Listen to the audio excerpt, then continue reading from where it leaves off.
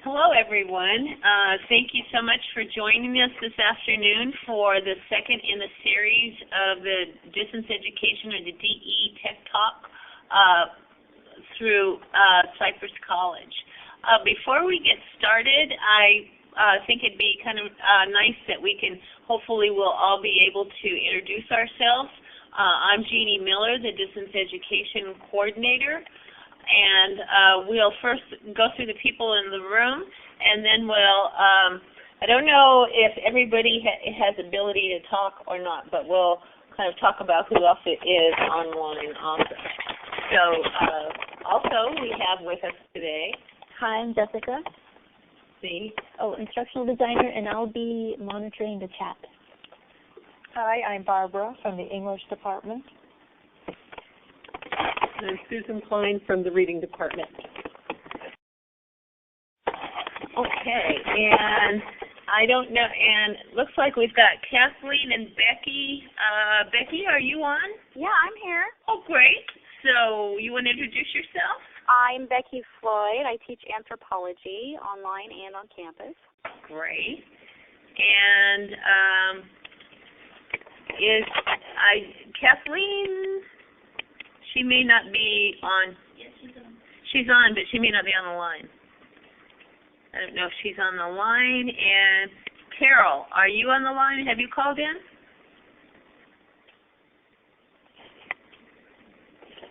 Or do you have a... Jeannie, hi, I'm here. I was on mute.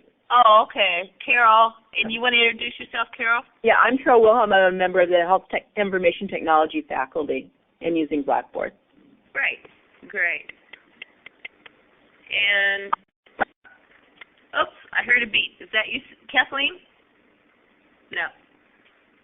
Well, Kathleen McAllister, who may be joining us shortly on the telephone, she is registered, but she is a professor in the English department, and so she's joining us also. I'd like to welcome you all and go ahead and get started. As I mentioned previously, this is the second in our new series that we've called DE Tech Talk. We developed this series so that the distance education faculty and staff at Cypress College could have more of a way to collaborate, to share ideas, and to continue to create more of a community. We're so famous for that at Cypress College, but we want to encourage that and grow in that area in the distance education program. The monthly seminars are designed to provide relevant news and information, and also to demonstrate the use of new tools. We also hope that you, as the faculty, will join in and share your best practices in distance teaching techniques, either by participating in this series, which we plan to continue on through the next academic year, or by volunteering to present to our group in the fall or the spring semester. Just as a quick note, we have a few people. I think that you all are probably very familiar with CCC Confer, but just to mention, on the left-hand side, you'll see underneath the list of participants, you'll see a few icons there. So you may, if we ask you to respond, you can either have the happy face or the sad face or the down thumb, or the smiling, just like our captioners give it us. Great. And she's showing us, and clapping for us, too. Or the check is a yes and the X is a no. So those are the main things that you will want to deal with. Again, as Jessica mentioned, she will be monitoring the chat room. What our goal is to get through the material, and then we've allowed some time at the end because we not only want to answer any questions you might have, we know that you are all experts also, and we would like to hear how you share or how you use rubrics in your classes. Today's session will provide you an introduction to using rubrics. We are going to discuss why and how we use rubrics, and learn how to create a simple rubric for a discussion board posting. We will then demonstrate how to create a rubric in Blackboard and use it to grade a posting. Just as a side note, though, Blackboard rubrics can be used for any type of a grading activity, whether it be wikis, logs, essays, or even short answer or essay questions in exams. You can use rubrics for those also. But we're trying to keep it simple for you and just cover the basics and give you some knowledge so that you can explore this functionality further. So to begin, Susan Klein, who, as she introduced herself, is not only a professor in the reading department, she is also the Title V Professional Development Coordinator and is going to share some ideas about rubrics in general. So with that, we'll get started. And thank you for being with us today, Susan. Thank you, Jeannie. We're going to start with some basics about what a rubric is, and I know that many of you probably already use rubrics. I think some disciplines tend to use them more than others, but we want to have the basics in our archive as well. So how many of you have used rubrics before? If you just use your little check tools to check if you have used rubrics, down below our list of names. Okay. It looks like most people have used rubrics before, which I sort of anticipated. But we're going to start with just what a rubric is, a rubric defined. We have a rubric is a scoring tool that explicitly lists the grading criteria for a piece of work. It divides the assignment into component parts. For example, for a piece of writing, we might want to look specifically at the thesis, the quality of thought, organization, details, mechanics, and grammar. And so we want to be able to grade each of those elements. And I've already forgot to do my little slide. Here we are. So we have all of these things that rubrics can accomplish. The nice thing is it articulates the levels of scoring so that it breaks down very specifically the criteria for each part of the assignment. There are two general kinds of rubrics, the analytic and the holistic. And Jessica has created a really nice visual for us here. Let's see. On the right, we have the holistic rubric, which is the one that I have used most commonly. That is not the one that's in Blackboard, so we're going to move to the Blackboard analytic rubrics in a few minutes. A holistic rubric, as you can see, has it consists of a single scale with all the criteria considered together. So our criteria here might be our organization, grammar and mechanics, thesis statement, whatever those points are that we specifically want to grade. But we look at it as a whole and assign it a single score based on our overall assignment. So this rubric is nice, but it doesn't provide specific feedback for students about their strengths and weaknesses, and the criteria cannot be weighted. The analytic rubric is the one that's available in Blackboard. And when you set up an analytic rubric, it resembles a grid with the criteria listed at the left and the performance indicators across the top. And the nice thing with the analytic rubric is that it does break down each component into its separate scorable section. And that way students know if they get a 3 in one section and a 5 in another, where their strengths and their weaknesses lie. And these criteria can be weighted. Next, we're going to talk about the benefits of rubrics for both students and faculty. Rubrics, I think, are really good for faculty because it helps us to define our expectations very clearly and specifically and ensure consistency in grading. It allows for complex products or behaviors to be evaluated efficiently because we set it up so clearly ahead of time. It's criterion referenced rather than norm referenced, and the criterion can be weighted. Those are all really helpful things when we're marking. But I think also in setting up the rubrics at the beginning, it helps us to very clearly think about those important elements in the assignment and what we value and what we're asking students to do. Rubrics are also really helpful to students because they serve as a working guide. If we hand out the rubric ahead of time, when we give the assignment, then students are able to work towards specific, clearly indicated, clearly articulated goals. And then, of course, when we hand back a graded product, whatever it may be, they have very specific feedback. And it's been a really efficient process for us as we're grading. Just makes for a lot of consistency.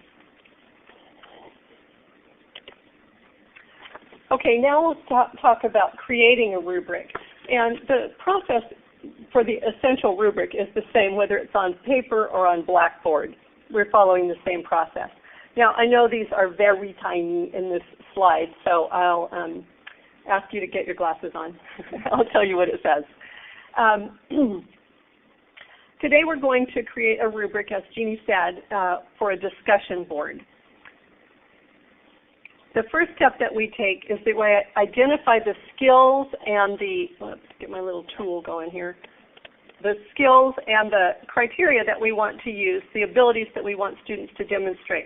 So on the left side for this one, we have for our criteria the quality of response of their discussion board posts, communication of ideas, and interaction with peers.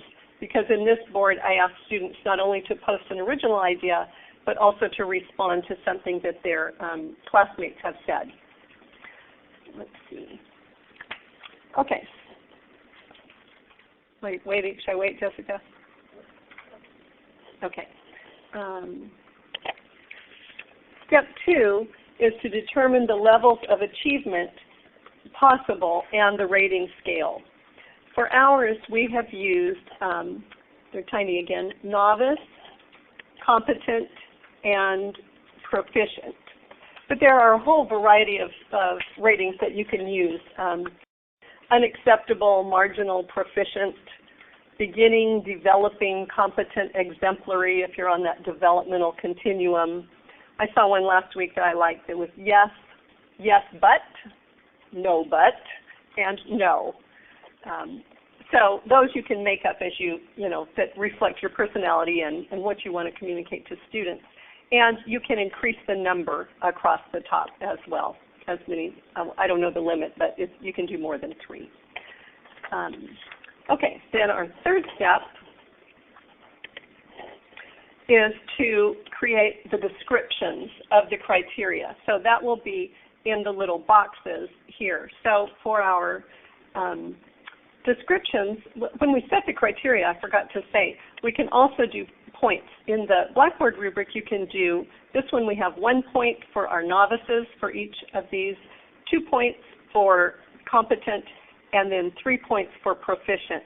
And you can make those points whatever you would like them to be. You can also make them be percentages, or you can do a range of scores. So maybe 5 to 10 points for the novices, or 0 to 10 or something, and then increase it depending on how much you want your board to be worth. This, I believe, is the place where you need to spend your time in creating the rubric, is in making the descriptions very, really make them articulate specifically what it is that you want to grade students on. The descriptions that we used for, what was our last? For interaction with peers, for our novice, we said superficial feedback to peers. They did the assignment, they responded in some way, but it was not very meaningful. For 2 points in the competent category, they responded appropriately to peers, and then in the proficient, the description says, provides meaningful, respectful feedback, referring to peers' contribution, and promotes interaction. So the goal of actually really having a discussion, which we don't always get. The thing about spending good time here is that it makes your grading so much quicker and simpler when you actually get to that stage. And then there's a step 4 that we don't have a slide for, but when you do your rubric, you may sketch it out on paper, but you're probably going to create it in Word. In order to avoid those glitchy little funny characters and whatnot in Blackboard, you want to save that Word file. And when you've saved it as a text file, then before you go into Blackboard to paste your descriptions in, be sure that you open it in Notepad, and that way it will strip out all the frou-frou, I don't know what we call it, clutter. And when you paste it in, it will be nice and clean. So that's a step 4. I think that's it for the general section, and now Jeannie is going to talk about actually using Blackboard to make your rubrics. Thanks, Susan. I am going to clap for Susan. Yay! Great job. Thank you so much. Okay, what I'm going to do is actually take you on a web tour and go into Blackboard to show you exactly how the 3 steps, how we actually use the rubric functionality in Blackboard. However, before we do that, I just want to give you an overview that there are basically 3 steps. And I would say that a good analogy would be creating a test or a quiz in Blackboard. You know, you have to go into Tools and create the test, but your students can't see it.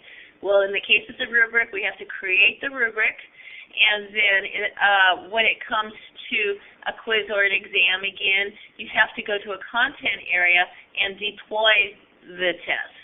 In the case of the rubric, what you have to do is go to your assignment. In this case, we'll be going to a discussion board post, but it can be a wiki, as I said earlier, a blog, an exam question, or any type of an assignment, a written assignment that your students will be submitting.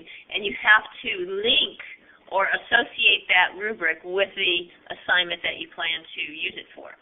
And then the last thing, of course, is to go in and actually grade the posting using the rubric. So those are the 3, that's an overview of the 3 steps. And I'm going to go to our Blackboard site and take you on a web tour. I'm all trying to remember that we are HTTPS.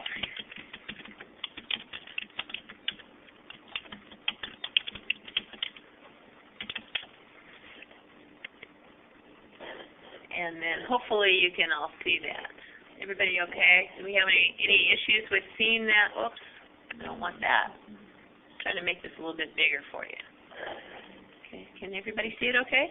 Judy, I had a blank screen that says web tour, but if I close it, then I can see it. So Susan had a blank screen that said web tour. Close it and then she can see it.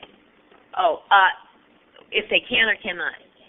Okay, Jessica, I cannot see the chat doing my web tour. That's part of the problem with the web tour. But if you can see the Blackboard login page, please raise your hand in the room. Are we having trouble? I can go in and share the application if I need to.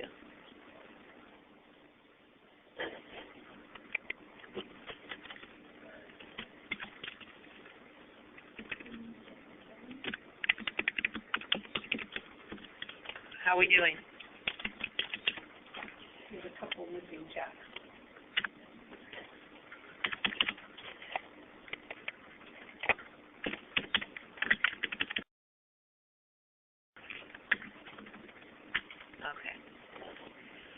Okay, why don't I just go ahead and let me go back. If you can't see it, I'm going to close this out and give me a moment here to do an application sharing, and I think that'll make it easier.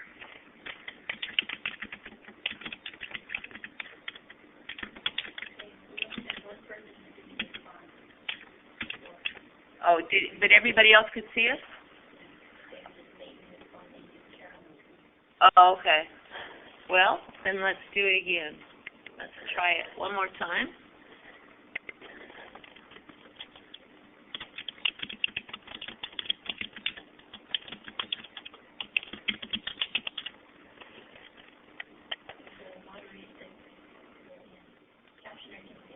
And the captioner can see it too. So everybody can see it. Okay, great.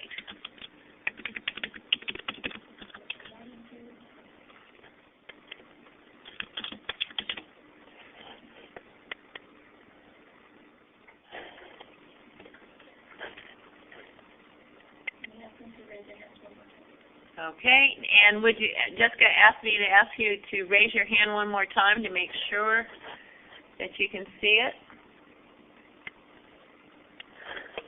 I don't know why. It's looking funny on my screen. The little picture's gone. That's strange.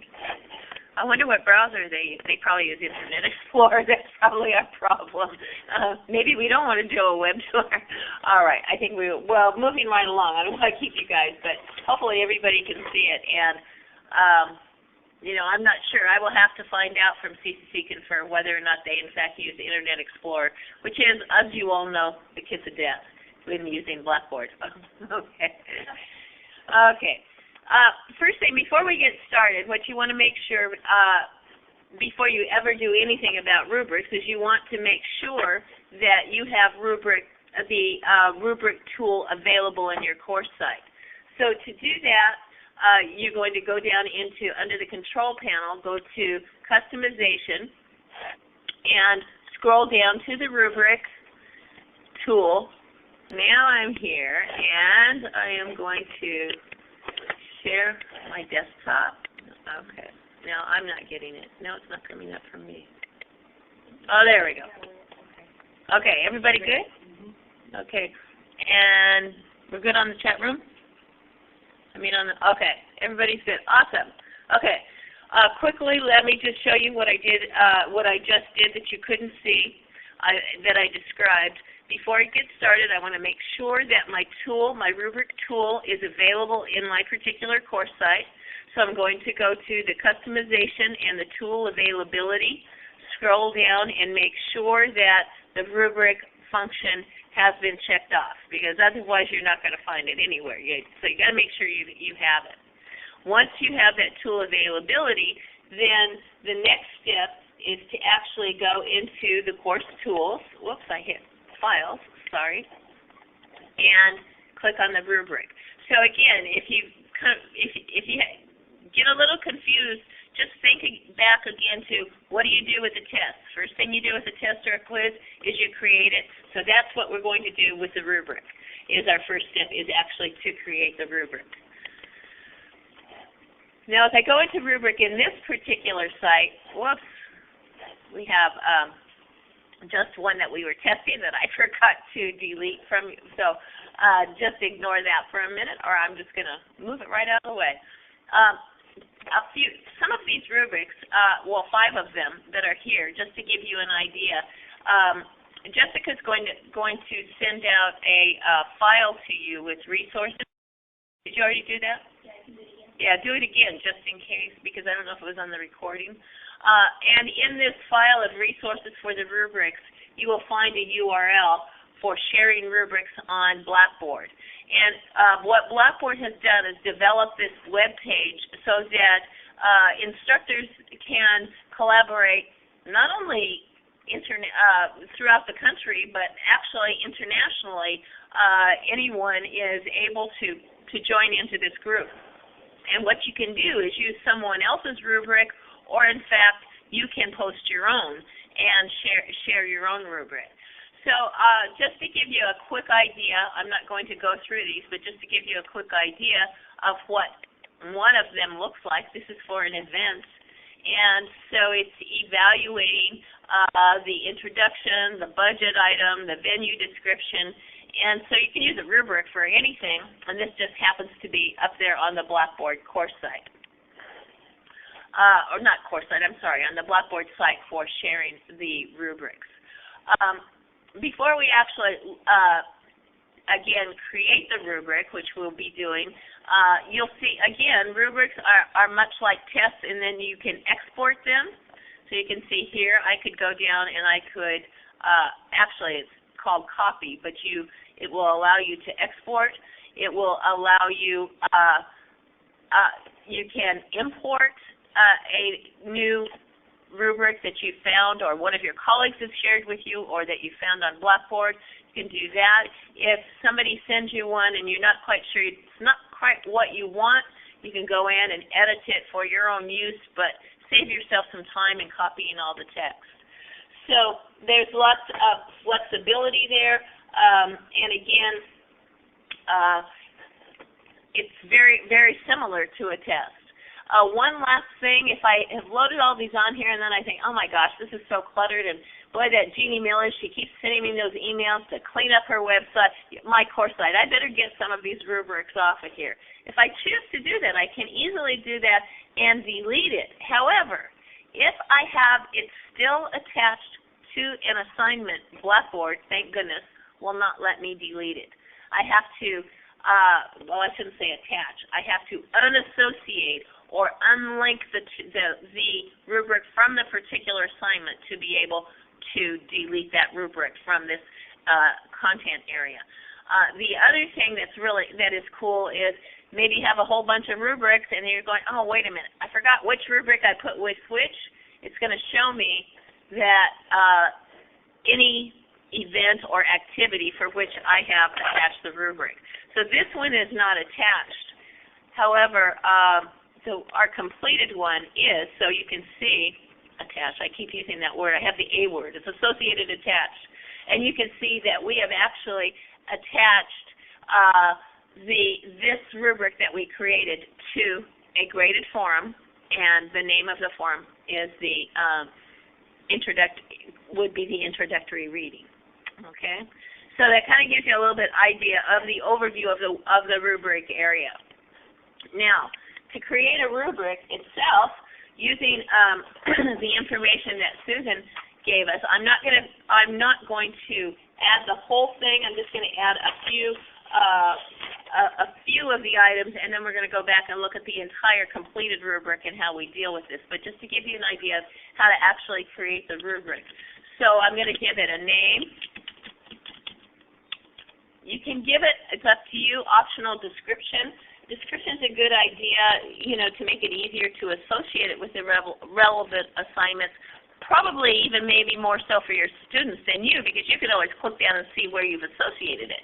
But this gives you kind of an idea of what you're looking for. Maybe if you have more than one for a discussion board post-it, maybe you may want to identify it as such there.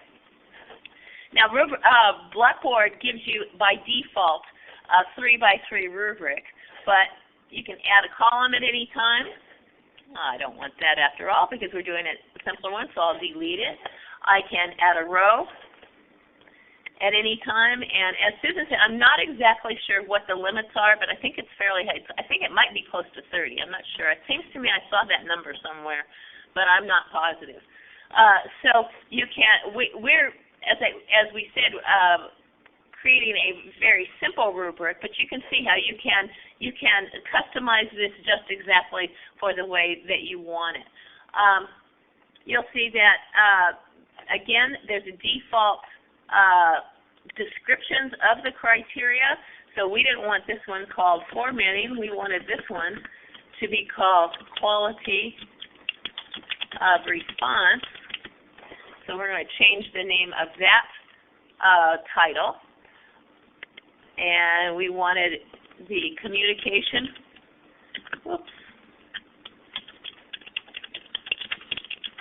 and then, so I won't go on with the rest of them, but you would go ahead, change the description, or the title, excuse me, for this criteria as interaction with peers.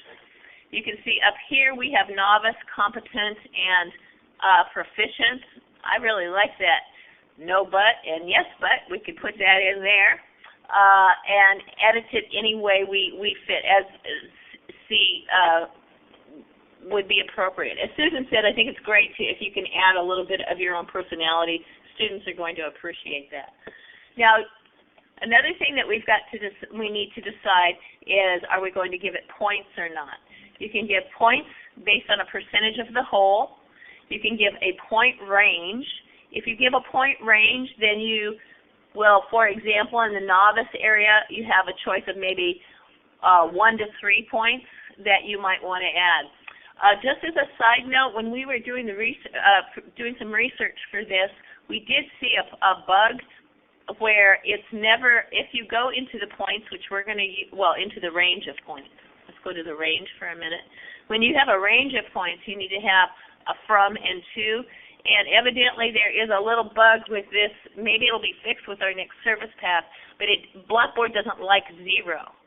So if you're going to use a range, you need to make sure that in your lowest level of achievement here that you start at 1.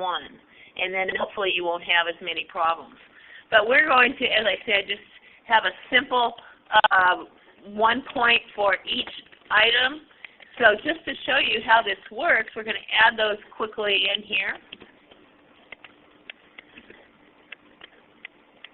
And then we'll see how great Blackboard is.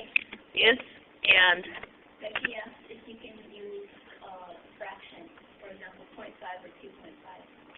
oh, let's look. We'll have to look at that. Let me see. I put submit. I didn't mean to. I'm sorry. No, I think I saw that. Did you? Yeah. Now, like, if I will say that we saw that note that said that about the bug, don't use 0, but some of those imported ones, we were looking at those have zeros in them. So I don't know if that's true for all of them. You know how it is. You never quite know. So let's see if it allows us in a point range, just out of curiosity.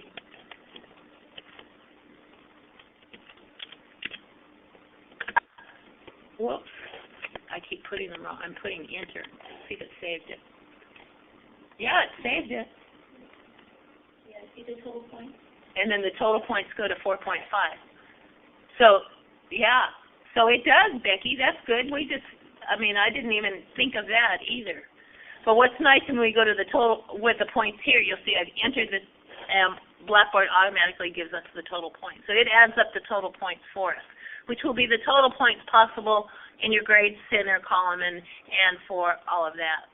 And then just as a reminder, as Susan said, you'll notice there's no toolbar here.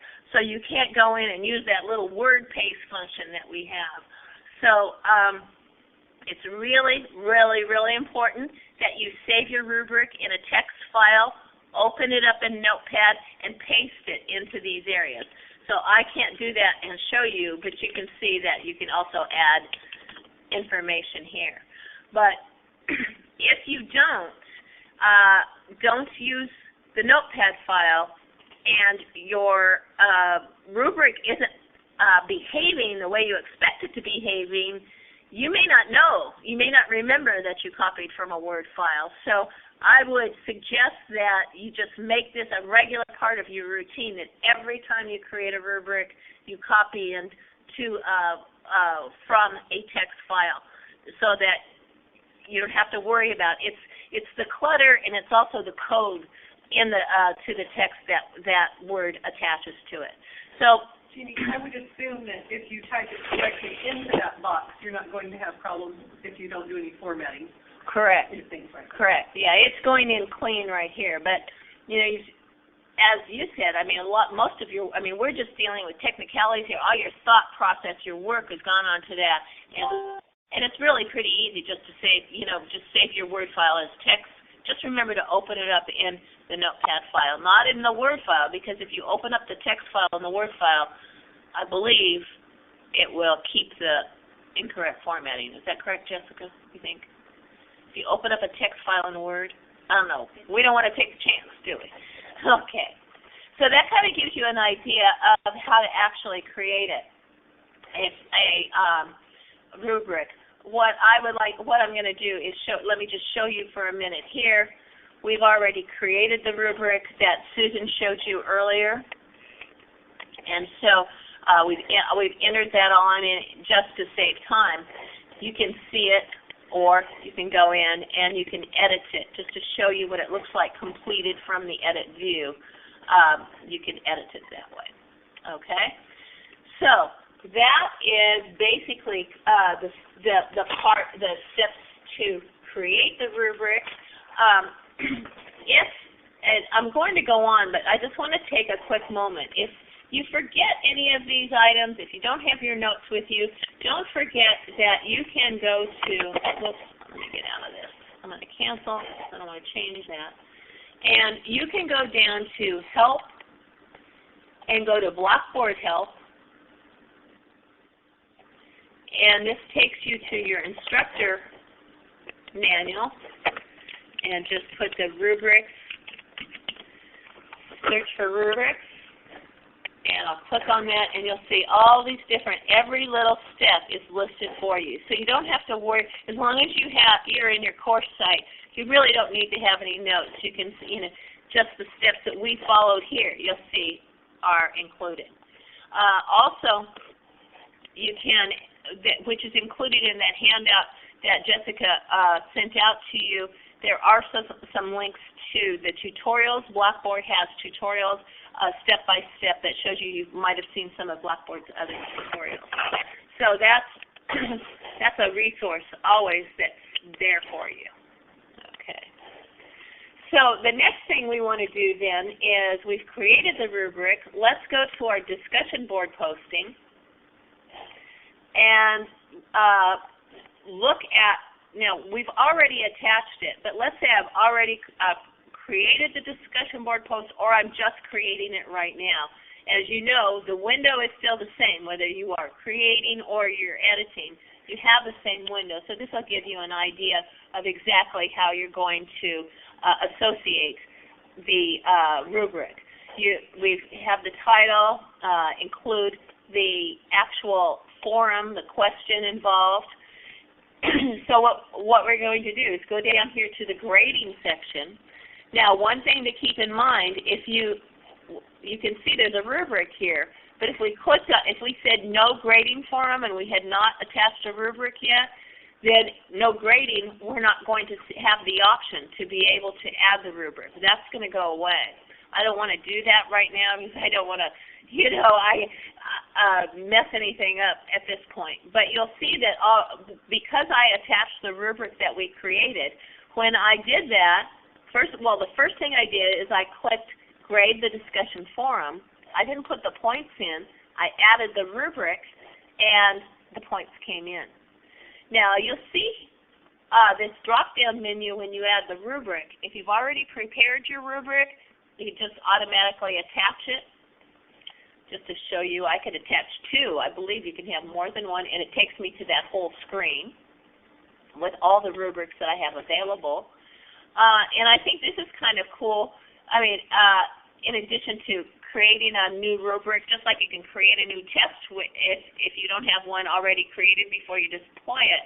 But what you can do is create from an existing rubric. So let's say that you've developed this discussion board posting rubric, and it works most of the time and for the first few weeks, and then you've created a new forum that has some other criteria that you are looking for. You can take your old one and automatically at this time attach it and revise it for this particular post. So you can pull up an existing and revise and then attach it all in the same window. So it makes it really easy. Those of you who have more than one post, you can indicate how soon you want the needs grading icon to show up. So maybe you've told them, well, you need to have 3 posts this week. Well, then you're not going to even mess around and look at them. You're not going to see that anything needs to be graded until they have completed the requirements that you've set forth.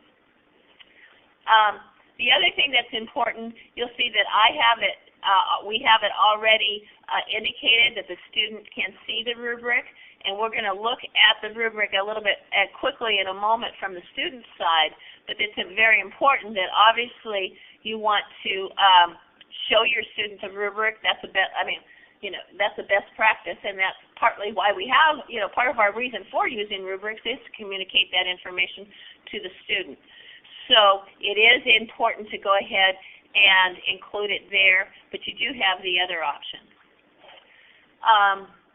Do we have any questions on that window at all? No. Okay. So as I said, it's already been attached. I can remove it and attach another one if I wanted to. So we have all that sort of flexibility. So then the third step, as the instructors, what you want to do is go in and actually grade the rubric. Grade the posting, not grade the rubric, grade the posting. So we've created the rubric, we have associated the rubric to a particular activity, and then we want to go in and grade it. Now, the one little quirky thing about the rubric, using rubrics, is that you have to go in to the attempt through needs grading. Just to show you quickly, if I go into the Grade Center, I maybe make myself, okay, whoops, weighted total, where did I put it? Did I attach it? I thought I had attached it. Maybe I might have to go in and look at, I don't want to take the time. I probably would have, maybe I have hidden I might have hidden the column. I thought I still had it. It's acting so strange. Oh, there it is. Oh, it does show up. We didn't see it before. We removed one once, and that's when we didn't see it. We were doing some kind of experimenting. So it does show up there, but it's much easier to go through the needs grading, and then you can see all of your students at one time and grade the same assignment, have an idea of what's going on. So to grade it, you're going to go in to, oh, look at that great student. Man, one of my better students. I'm glad that she was so active and posted. And you'll see that this wonderful response that she made. And so how are we going to go in and actually grade this? Now, one thing I might mention is you'll see there's only one posting. Let's say that you are one of those individuals that said 3 postings and then I want to grade. All 3 postings will come up at once when you click on the student's name. So you will see their original post and any replies or that they've made or any interaction that is documented they have made with other students. So the first thing we're going to do to grade this then is to click on Edit Grade. You could just, if you didn't want to use the rubric, obviously, you just go in and put your number in. You're not going to not use the rubric after all that trouble. And you'll see that we now have a list and to go in. Now, if this, let's say this is a real quick posting, you saw something in the news and you just want to pop a quick few points out, you may not want to go through all the feedback. You may not have time to the feedback in terms of each of the criteria. However, so you have this kind of flexibility. But most of us, if we're going to spend time on rubrics, are going to want to really use them and give the feedback. So we can click on this box, and it will show our description. And if we click on it's kind of funky here because it's on the next line, but this box goes for show feedback. That then gives us the opportunity to give feedback for each of the criteria that we have listed. So you can give them each feedback for each item, click off their points, and oh, I know this Jeannie Miller, boy, she is one good student, I'll tell you. And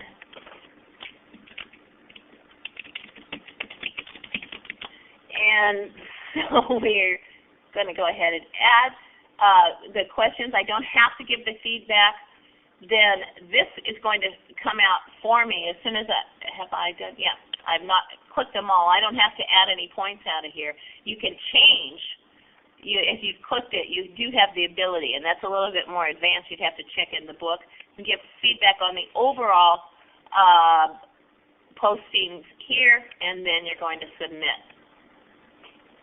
Did it save it? Oh, I have to save grade first. Okay, now I save the grade. Okay, and now let's go to the Grade Center.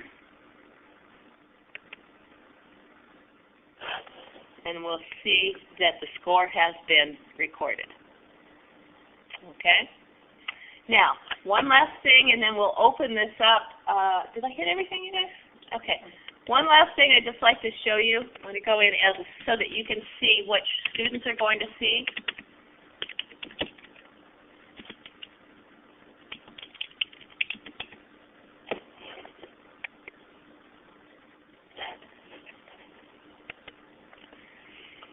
So I know that I have, let's go into the forum again. And remember, I'm in as a student.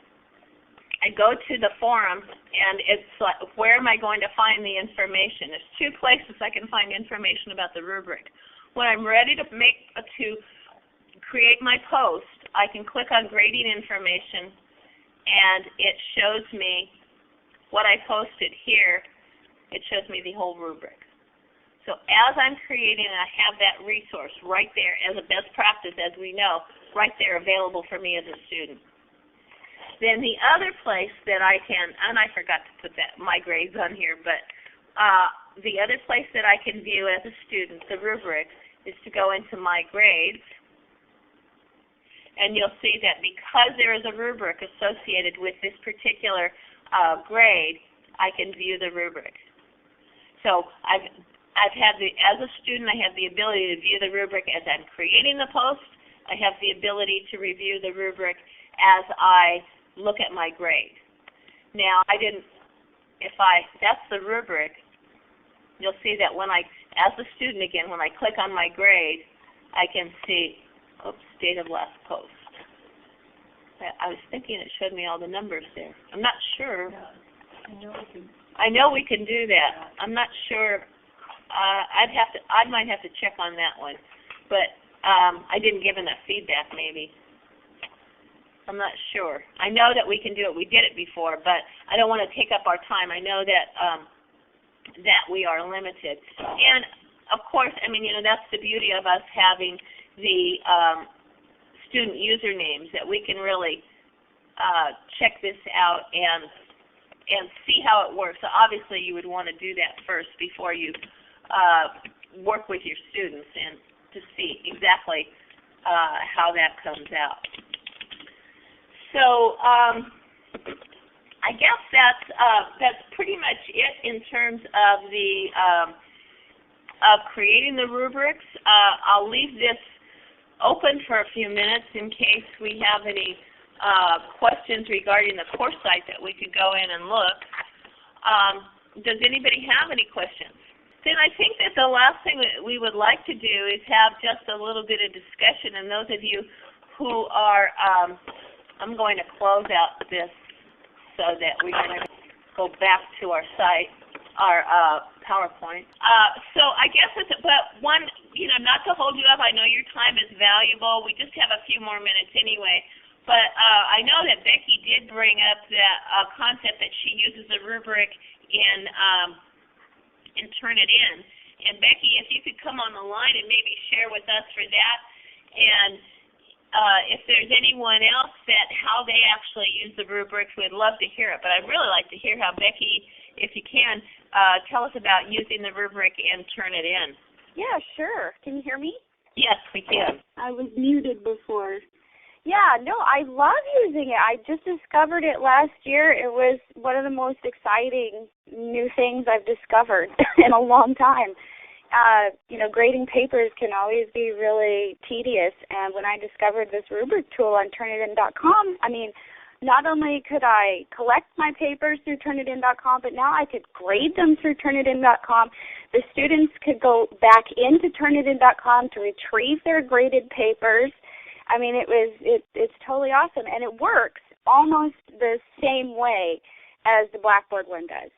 You set up your criteria, and the fact that the students can see the rubric before they even start their assignment and, can see exactly what they're going to be graded on and exactly how you're going to be grading them, it's fantastic. I really believe the quality of the papers my students have been turning in has increased since I started using this. And definitely I feel better because I know that I'm being consistent from student to student to student. It's awesome. And that I could use this in the discussion board because I was skeptical. I'm like, how am I, how am I going to do this with discussion board posts? But it does look pretty simple, and I think I'm going to give it a whirl. And I think Susan might have one thing to mention about peer. Did you have something to mention that you had used the peer or played around with it? Well, I did one of these on one of my old courses, and I was just trying to pull it up because when I looked at two things. When I looked at the graded discussion board in that class, it highlighted for the student, if I gave it a 1 in one section and a 2 in another section, it highlighted so they could clearly see the description. But the other thing was, part of the grade was to respond to another student's post. So it showed both of them up there, and then, is that what you were thinking about? Yeah, I didn't know. Oh, I but I know, Becky, don't you do peer? Yeah.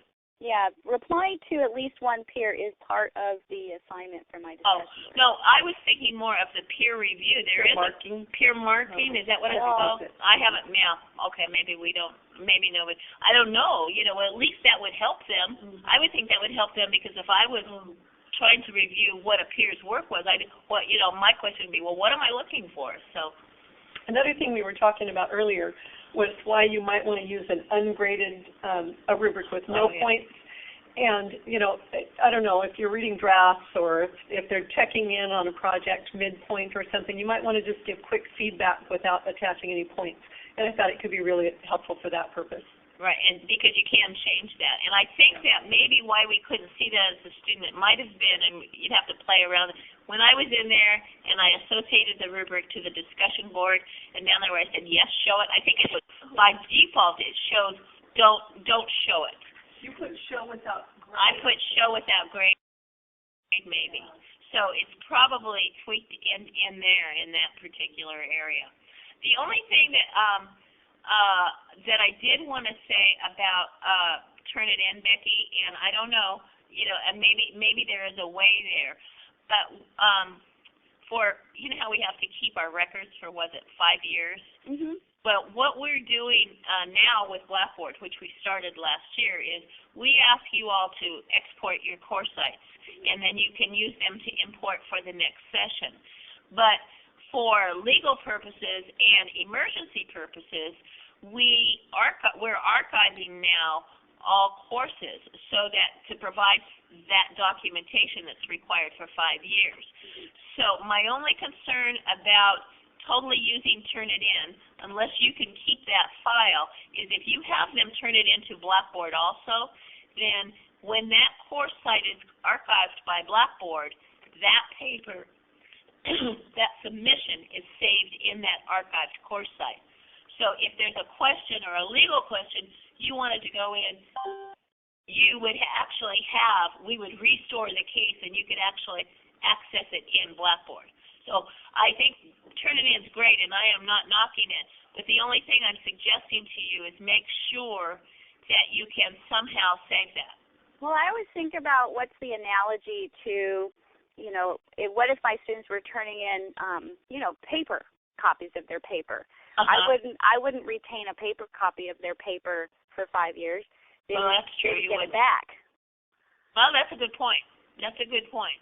All I'm saying is that it does, whether you probably wouldn't, because there's so many papers that would be so much, but this is, it's just an idea. I tell my students to turn it in and to Blackboard. I tell them to turn it into both, and then if they don't get it in to turn it in right away, I'm not as concerned, but at least I have that record in Blackboard. So, it's up to you. It was just an idea. It was just an idea. To put in the chat ideas for the next one. Okay, and if we don't have any other ideas, we just have one quick request of you guys. If you have any ideas for future DE Tech Talks, I don't know if you might have seen my email. We had to cancel the one that we had scheduled for next month, but Professor Dick McKnight from the Business and CIS Division has agreed to give a presentation in the fall about the Grade Center and just kind of going through it. But if you all have any other ideas that you think of, anything that you think might be useful, please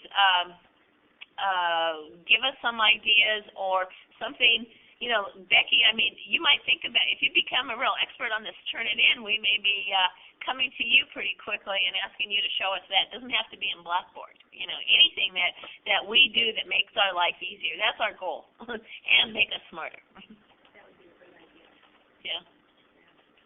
So if maybe you can't think of it right now, or seriously, you guys, even when you're creating your course sites this summer for the fall, whenever anything comes up, just either email Jessica or email me.